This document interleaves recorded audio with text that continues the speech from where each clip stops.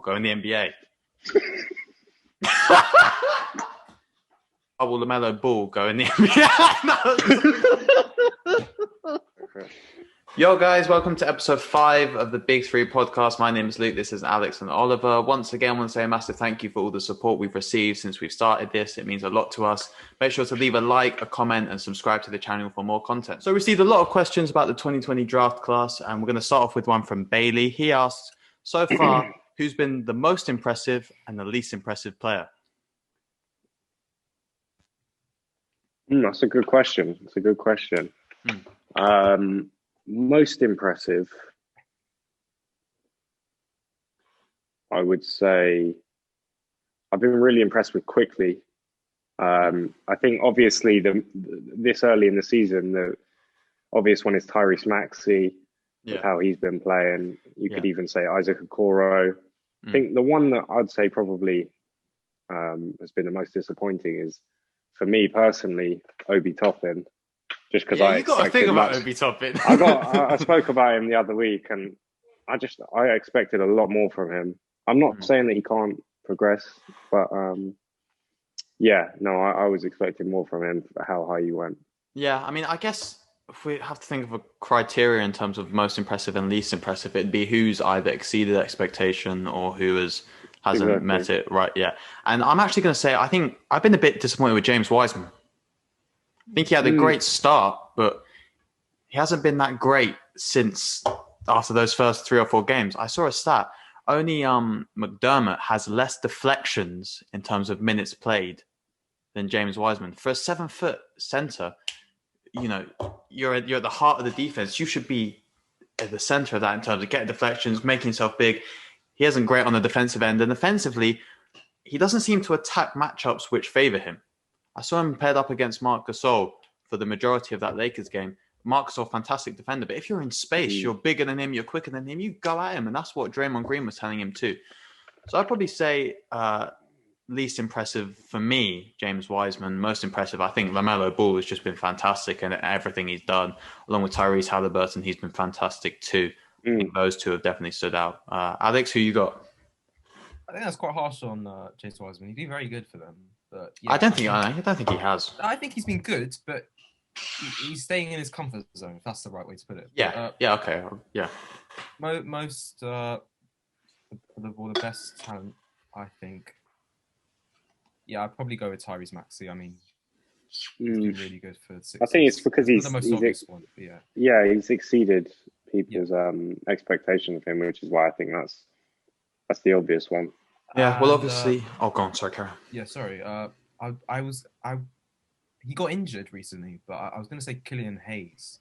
I mean, he was taking the starting point guard role at, where was it again? Detroit. That was it. In place of Derrick Rose, and I don't know. He just really hasn't found his feet, to be honest. But yeah, that injury was really not great at all for him. He's out for the rest of the season, I think. Yeah. Yeah, well, it's a several-month one. Yeah, I guess that takes us then. We'll have a look at the number 1 pick, of course, Anthony Edwards. Josh asks, what do we make of him so far, and how far do we think he'll go in the NBA? I'll start that one off. I think we've seen his potential. He's shown that he can be a bucket. He's shown that he can pull out a highlight. Where we will sort of determine whether he can really jump to a starter on a good side is whether he can be consistent and put up 20 plus each night. And that is the worry with his sort of lack of love for basketball, it seems, which everyone seems to pick up on. But I really like him. I think people haven't noticed him enough, and I think he's going to continue to grow quietly. In the second pick, let's talk about LaMelo Ball. Jimmy asks, how far can LaMelo Ball go in the NBA? I think that guy will go very far. I mean, he's an elite. He's already an elite ball handler. He can pass the ball very well. I mean, this guy's a ceiling. Superstar, man. He's got it. Oliver, what do you think? I don't think he will be a superstar, and I don't think he's going to be an all-star. Killjoy. What? I really, yeah. No, come on, man. I'm here to. I know people are are really taking stock in him, and they're really sort of. I mean, the sky's the limit. Apparently, everyone's going for that. I feel like no one's saying that he's actually. Oh, I don't know. There's something about his game.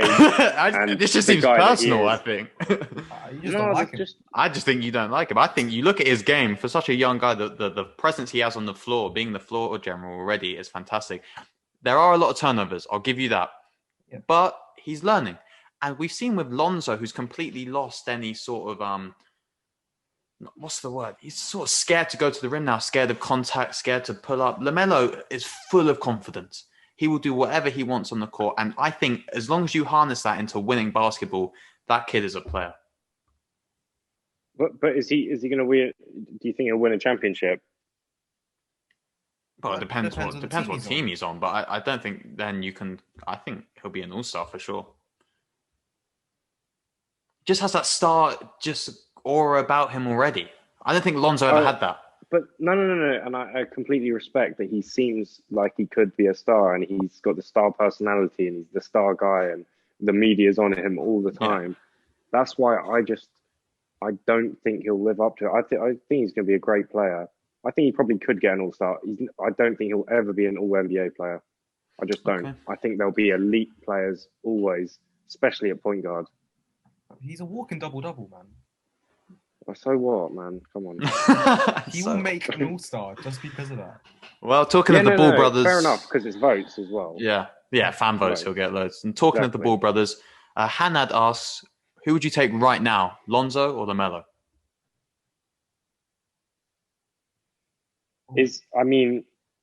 I feel like if this is a one-year basis... Based on this year? Yeah. I just don't know. You've got to go LaMelo for me. The upside is still there, even though I don't think he's going to turn out as people think. He's still shown that he can score well. He's a brilliant ball handler. He's a brilliant passer, floor general. Lonzo seems to have stagnated this year. Even though he's had a couple of good defensive years, he still hasn't found his game offensively for me to warrant taking him over Melo.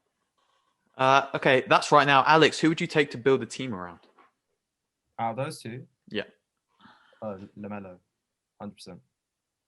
I mean, it's crazy we're just saying that now. If you think a couple of years ago, Lonzo was, first of all, the best ball brother, and there was no question he was going to be. And then when he came into the league, you expected that perennial all-star status for him. But it just really hasn't seemed to happen for Lonzo, which is a shame. Trade rumors suggesting him to the Knicks, I saw, or a team like that. I think maybe that's the best for him to go to a team. Yeah, I think that would work. Yeah. He can I think that definitely work. But yeah, that ends the rookie segment of this Q&A. Okay, so moving on to the teams and the questions that we got about the teams. We're going to start off with the Nets. Edwin asks, how are Brooklyn faring on the eye test? What do you think? I think offensively, they look really good. Obviously, a team with Harden, KD, and Kyrie is never not going to look good offensively, but I think there's a big problem there defensively. When one of those three don't actually catch fire and have a big night, I think pretty much any team in the NBA can outscore them.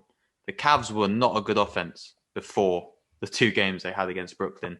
Now they're, I think, 7th in defensive rating purely from those two games and the points they scored. But eye test wise, if you ignore the stats, you just watch them, that's a championship winning team, I think. Alex, what do you think? Yeah, to be honest, I think the same things as Luke. I mean, the defense is something they're going to have to sort out, whether that is the trade or it's got to be a trade. I think that's the only way they're going to at least improve it. Some will improve it. Yeah. But no, I think offensively, even if one or two of them doesn't catch fire, one will always turn up. And I mean, yeah, but in the playoffs, they need all three of them when you play against better teams if you with have proper defensive guys, schemes. Okay, but you've got three of the best scorers in the league. I don't think you have to worry. Okay, so if you have a team putting up 120 against you every game in the 7-game series, you need all three of those guys to drop 25 plus. You can get Joe Harris drop 20. Yeah, but that's not a given. Again, when you have when you have defensive systems locked in for a 7-game series, it's so much harder to do that. No one's going to be scoring 120 though. Like, I would, especially on the Nets. I'd be surprised. I would really be surprised. Cavs dropped 142 in overtime. Yeah, but that's Colin Sexton dropped 40. What was it? 40, 42? 42. It was just raw. It was just a raw offensive game. It wasn't anything. It was right. So in the playoffs, if you attack Brooklyn quickly in the transition, their half court defense isn't good either. If you attack that center position, just like Bam did, and he had a career high 2 games ago, I think that there's genuinely an issue there for Brooklyn defensively. Yeah, but that's why I don't think they'll win it. But offensively, I don't think they really have to worry about the defense. Well, going on to our next one, still with the Nets, Ben Collis got a bit of a take.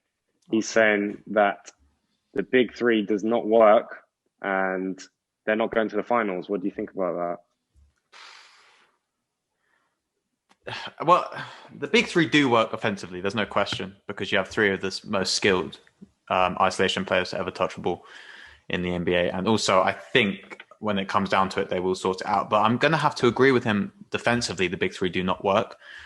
Will they make it to the finals with the team that is right now? I'm going to say, yeah, I think they do make it to the finals. I'm going to disagree with him because I think just the raw talent they have. And my question was, the big three will have to light it up every night, even though I debated with Alex there. I do think the chances are they do.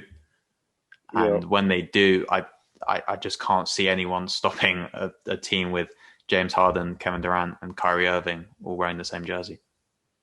All right, so staying in the East, Ben Hallam asks whether Boston can win a chip with Tatum and Brown as the 1 and 2.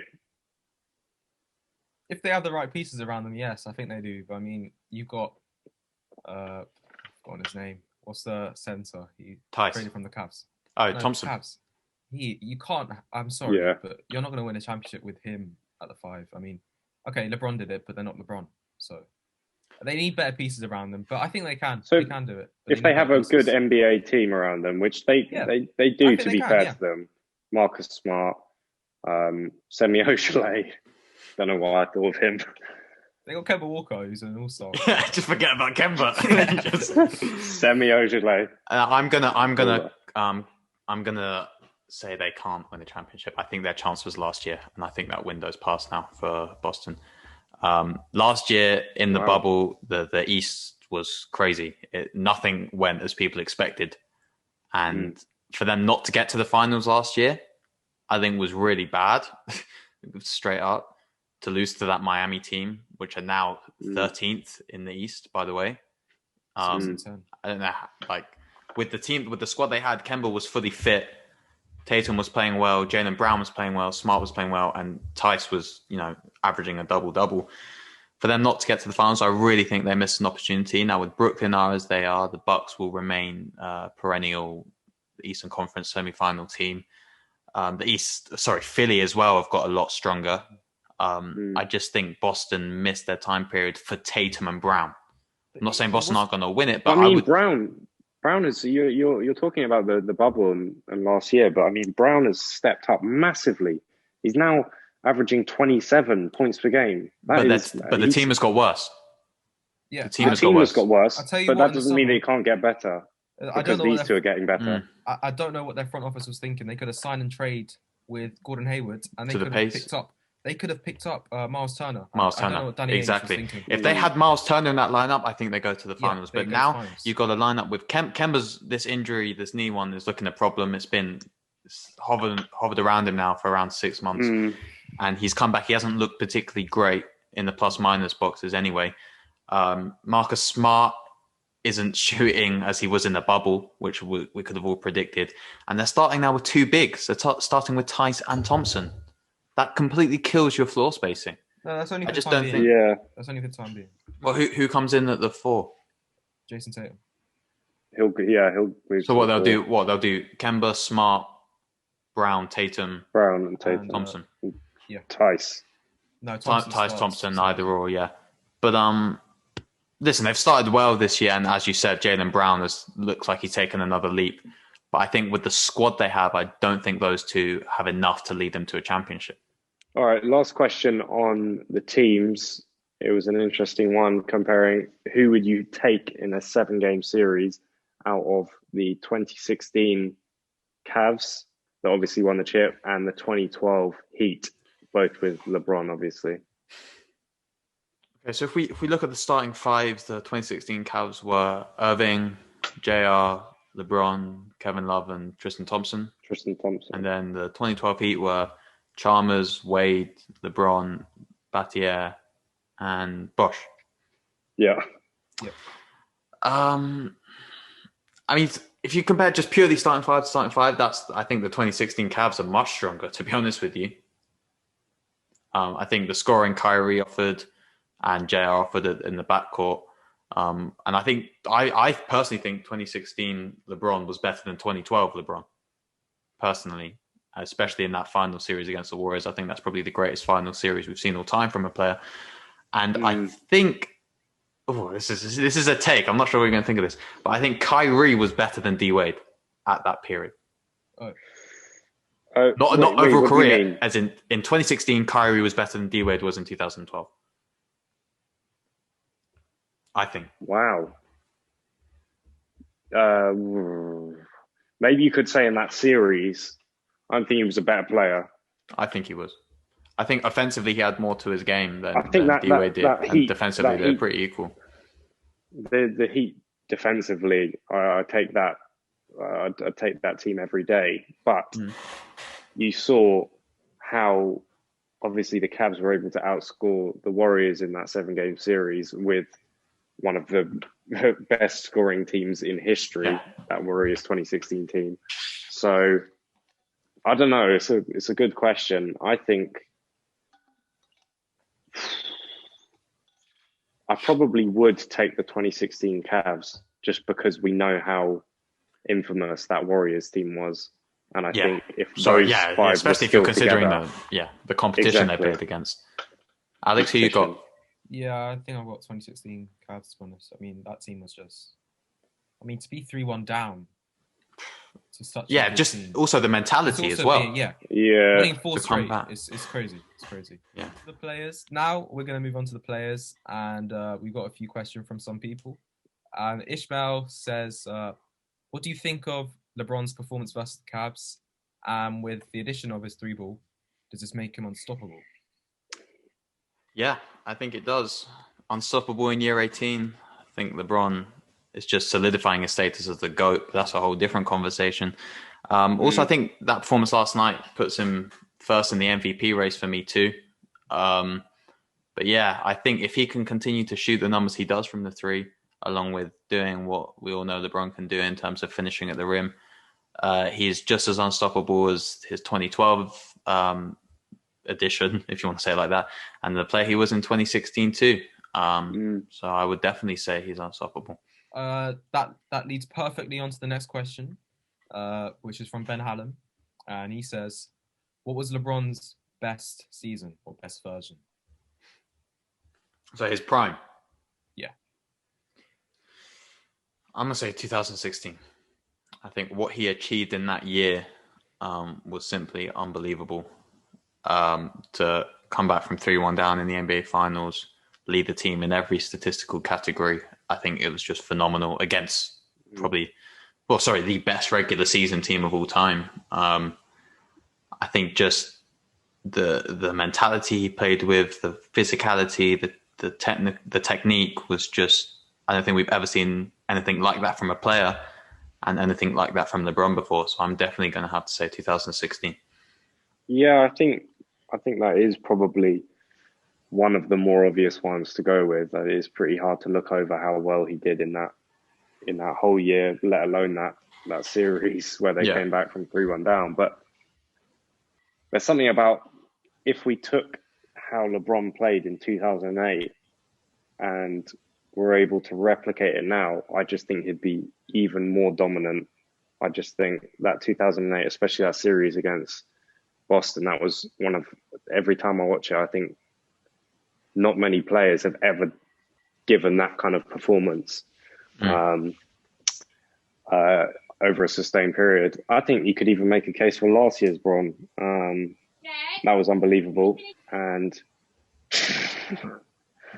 and yeah, no. So he continues to grow. Could be this year. Yeah. Alex, who you got? What year? Well, I'm personally, I'm going to choose the 2020 LeBron, the one the Lakers LeBron. I mean, I think that's the cleverest LeBron. I mean, the fact that he's able to realize that maybe, okay, I'm not so as dominant as I was. Of course, he's still very dominant and one of the most physical players in the league, but his same dominance and physical state isn't there as it was maybe 4 years ago. And I think it's just such a clever player. I mean, his ability to involve his teammates, and I've never seen a player who can improve his teammates like him, to be honest. Yeah, that's the only thing I'd argue against the 2008 version, as you said, Oliver, is that I think the maturity has grown as it naturally would with age.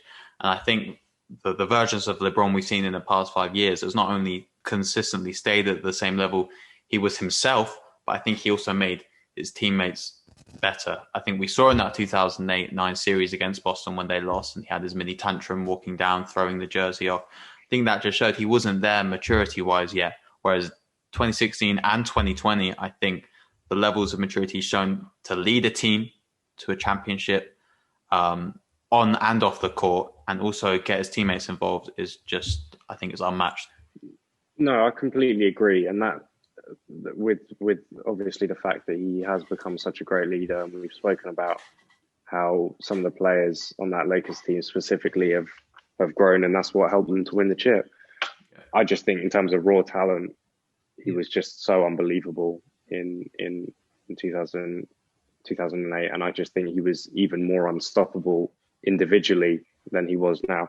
Obviously still unbelievable, and he continues to shock us with how great he is. But yeah, that's why I went to 2008. Is from Edwin, and he asks, is Russell Westbrook progressing?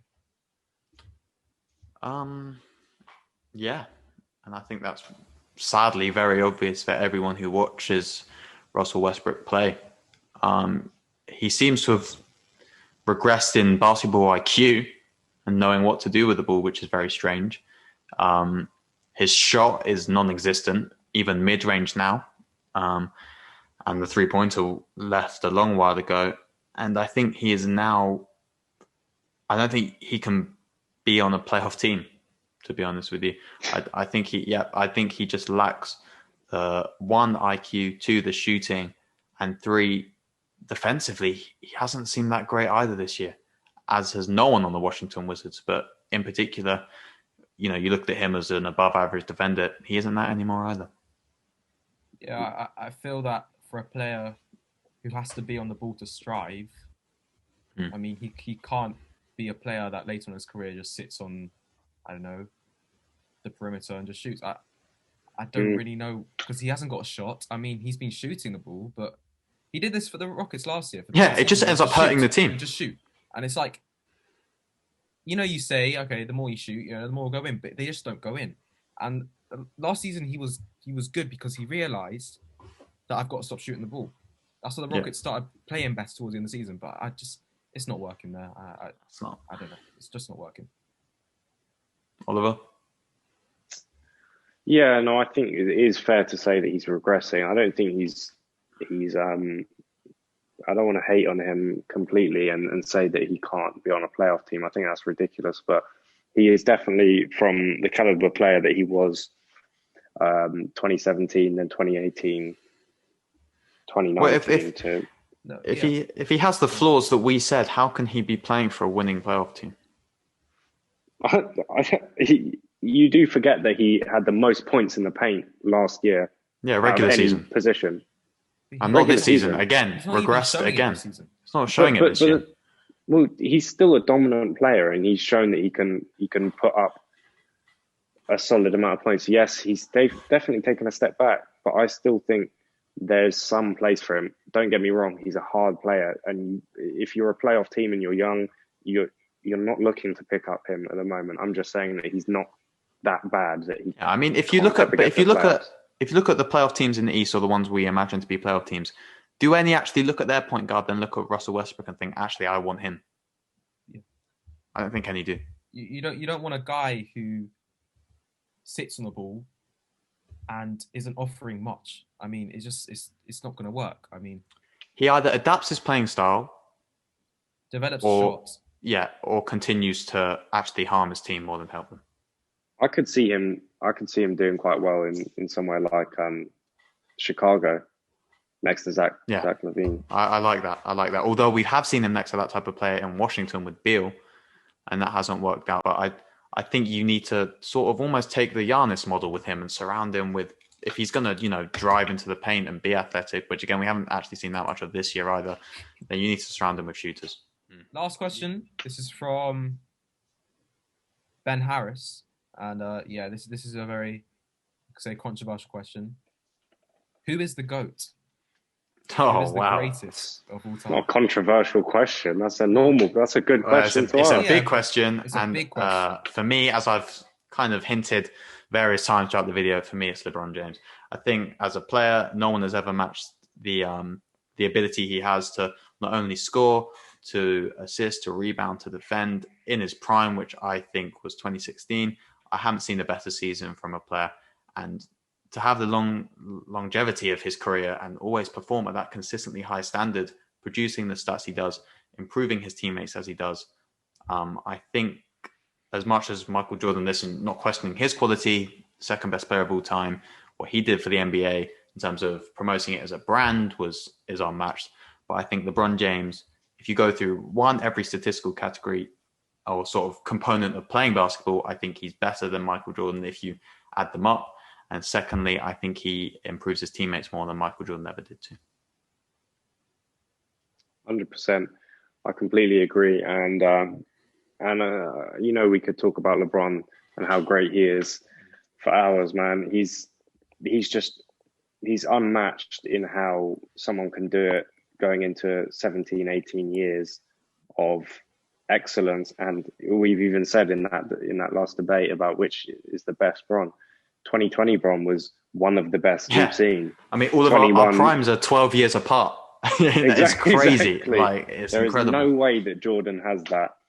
And as much as he was an unbelievable player from his rookie year, we saw there was definitely a drop-off when he went to the Wizards. Yeah. We saw that without Pippen, he was 1-9 in the playoffs or whatever. And I just think the way LeBron has continued to perform and continued to win, I think he'll get another ring this year just to cap it all off. And I mean, he's the undisputed GOAT. Yeah. Straight up. Well, I think differently to you guys. I do think once LeBron finishes his career, I think he'll end up on top. But for now, I think MJ's the GOAT. I mean, so what else does he need to do? Yeah, another ring. Well, a few, one or two more rings. But I mean, one or two. There was no guy who was as dominant as him, as in a guy who would go and get you buckets efficiently. This guy's got the highest player efficiency rating of all time. But also, I see your point, but if you talk about the quality of the NBA then and now, LeBron is being, first of all, you're comparing LeBron to better players, and LeBron is being guarded by better players than Michael Jordan was. But how it's also very, I don't know. It's true. I don't know. Well, no, I get what you mean. How am I judging that? Yeah. Few times, all right, we'll talk about the finals he's been guarded. He's been guarded by the Kawhi Leonard, Andre Iguodala, or Jimmy Butler. Oh, I know about LeBron, yeah, but about MJ, how? MJ, well, in the Utah series, it was also John Stockton. No. If you look at the Hall of Famers that MJ has beaten to get the ring, it looks nothing like the ones that LeBron has gone through to win all of his finals, and you can literally, it's like a fifth of them or something. It's ridiculous. With more to come.